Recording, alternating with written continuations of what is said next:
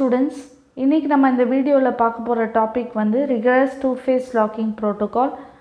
So rigorous two-phase locking protocol வந்து என்ன சொல்லுது அப்படின்னு சொன்னால், நம்ம ஏன் போகிறோம் அப்படின்னா, நமக்கு வந்து எந்த கன்சர்வேட்டிவ் two-phase லாக்கிங்னும் சரி, இல்லை two-phase locking ப்ரோட்டோகாலில் வந்து நம்மளால் வந்து கான்ஃப்ளிக்ட் சீரியலைசபிலிட்டி மட்டும் தான் அச்சீவ் பண்ண முடிஞ்சது. ரிக்கவரபிலிட்டி கேஸ்கேட்லெஸ் ஷெட்யூல் நம்மளால் அச்சீவ் பண்ண முடியல. அட்லீஸ்ட் ரெக்கவரபிலிட்டியாவது நம்ம அச்சீவ் பண்ணியிருக்கணும், பட் அது பண்ண முடியல. ஸோ அதனால தான் நம்ம வந்து ரிகரஸ் two-phase லாக்கிங் ப்ரோட்டோகால் போகிறோம்.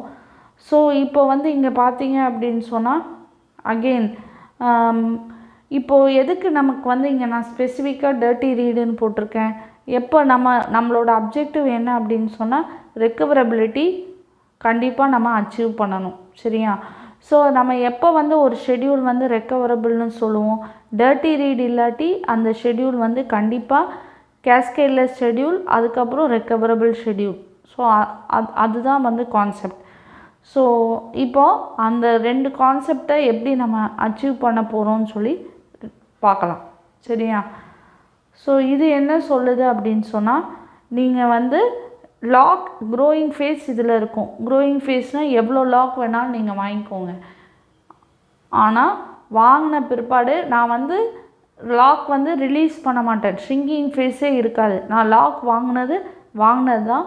வாங்கிட்டு நான் என்ன பண்ணுவேன், அதை வந்து நான் வந்து கமிட் பண்ணி வச்சுப்பேன், அவ்வளோதான். அதுதான் கான்செப்ட். விச் மீன்ஸ் நான் என்னென்ன லாக்கெல்லாம் நான் அக்வயர் பண்ணுறேனோ அந்த லாக்கை வந்து நான் வந்து கமிட் ஆகிற வரைக்கும் விட மாட்டேன், அவ்வளோதான்.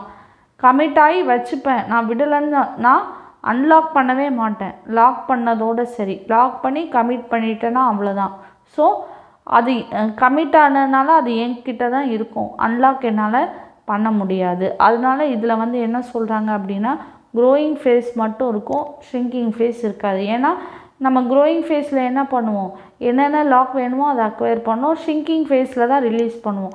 இப்போ நான் இங்கே என்ன சொல்கிறேன், நான் வந்து கமிட் பண்ணி நானே வச்சுப்பேன்னு தான் சொல்கிறேன். ஸோ வந்து நான் ரிலீஸ் பண்ணுறதுக்கு சான்ஸே இல்லை, சரியா? இதுதான் வந்து two-phase லாக்கிங் ப்ரோட்டோகால். ஸோ இங்கே இந்த எக்ஸாம்பிளில் பார்த்தீங்க அப்படின்னு சொன்னால், ஃபஸ்ட்டு நான் எக்ஸ்க்ளூசிவ் லாக் ஆன் டேட்டா ஐட்டமையே டிமாண்ட் பண்ணுறேன், கிடச்சிருச்சு. திருப்பி exclusive lock on data item B demand பண்ணுறேன், எனக்கு கிடச்சிச்சு. டிஃப்ரெண்ட் இதனால நான் ஒரே ட்ரான்சாக்ஷனால் எனக்கு கிடச்சிச்சு. நான் என்ன பண்ணுறேன், நான் அதை திருப்பி ரிலீஸ்லாம் பண்ணலை. ஏன்னா வந்து ஷ்ரிங்கிங் ஃபேஸே கிடையாது. நான் முடித்த உடனே என்ன பண்ணிடுறேன், எதை நான் பண்ணனோ லாக் பண்ணனோ அதெல்லாம் நான் வந்து கமிட் பண்ணி விட்றேன்.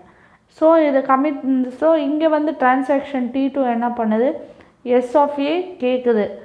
ஸோ எஸ் ஆஃப் ஏ கேட்கும் போது என்ன ஆகுது, ஏற்கனவே இங்கே கமிட் ஆன வேல்யூ தான் இது வந்து நம்ம படிக்க போகுது, ரீட் ஆஃப் ஏ ரீட் பண்ண போகுது. ஸோ கண்டிப்பாக இந்த ஷெட்யூல் வந்து என்ன ஆகும், ரிக்கவரபிள் ஆகுமா?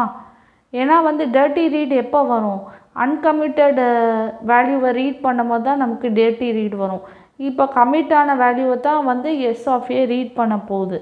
அதனால கண்டிப்பாக இதில் வந்து டர்ட்டி ரீட் ப்ராப்ளம் வராது. ஸோ அப்போ வந்து டர்ட்டி ரீட் இல்லைன்னா கண்டிப்பாக அந்த ஷெட்யூல் வந்து ரெக்கவரபிளும் கேஸ்கேட்லெஸ் ஷெட்யூலும், சரியா? So it is an improvement over two-phase locking protocol where we try to ensure recoverability and cascadeless property, சரியா? இப்போது rigorous two-phase locking requires that all the locks must be held until transaction commits. So என்னென்ன lock நான் வாங்குறேனோ நான் அதை வந்து release பண்ணவே முடியாது. நான் வந்து அதை வந்து கமிட் பண்ணி வச்சுருவேன். there is no shrinking phase in the life of a transaction, சரியா? ஸோ இதனால் என்ன வருது, நமக்கு ஏற்கனவே வந்து நார்மல் two-phase லாக்கிங் ப்ரோட்டோகாலே வந்து சீரியலைசபிலிட்டி என்ஷூர் பண்ணுது. இப்போ இது அடிஷ்னலாக வந்து கமிட் பண்ணுறதுனால என்ன ஆகுது அப்படின்னு சொன்னால், ரெக்கவரபிலிட்டியும் கேஸ்கேட்லெஸ் ஷெட்யூல்ஸையும் வந்து நம்ம வந்து இது கேரண்டி கொடுக்குது, சரியா? ஆனால் வந்து இது வந்து it suffers from deadlock and inefficiency. Deadlock problem வரும். ஏன் அப்படின்னு சொன்னால், நான் லாக்கை ரிலீஸ் பண்ணவே இல்லையே, பட் டெட்லாக் வந்து நம்மளோட அப்ஜெக்டிவ் கிடையாது. டெட்லாக் நம்மளோட அப்ஜெக்டிவ் வந்து ஆசிட் ப்ராப்பர்ட்டிஸ் தான் கன்சிஸ்டன்சி மெயின்டைன் பண்ணோம். ஸோ கன்சிஸ்டன்சி சாட்டிஸ்ஃபை பண்ணுறதுக்கு ஒரு ஷெட்யூல் வந்து அட்லீஸ்ட் ரிகவரபிலிட்டி வரைக்காது சாட்டிஸ்ஃபை பண்ணணும். அப்போ தான் வந்து கன்சிஸ்டன்சி என்ஷூர் பண்ண முடியும். ஸோ டெட்லாக் இருந்தாலும் நமக்கு வந்து அது வந்து ஒரு மைனர் ப்ராப்ளம் தான். பட் இன்எஃபிஷியன்சி கண்டிப்பாக இருக்கும். ஏன் அப்படி இருக்கும்? நமக்கு பேரலாக நிறைய டிரான்சாக்ஷன்ஸ் ரன் ஆகும், கரெக்டாக? ஸோ நான் வந்து அந்த லாக்கை பண்ணிட்டு வச்சுட்டு நான் வெறும் ரிலீஸ் பண்ணாமல் நான் கமிட் பண்ணேன்னா மற்ற டிரான்சாக்ஷன்ஸ்க்கு அது அஃபெக்ட் ஆகும் இல்லையா? அதனால் இன்எஃபிஷியன்சி கண்டிப்பாக இருக்கும். ஸோ இந்த வீடியோவில் நம்ம வந்து ரிகரஸ் 2 phase லாக்கிங் ப்ரோட்டோகால் பார்த்தோம். அடுத்த வீடியோவில் இதோட next version strict 2 phase locking protocol பார்க்கலாம். தேங்க்யூ.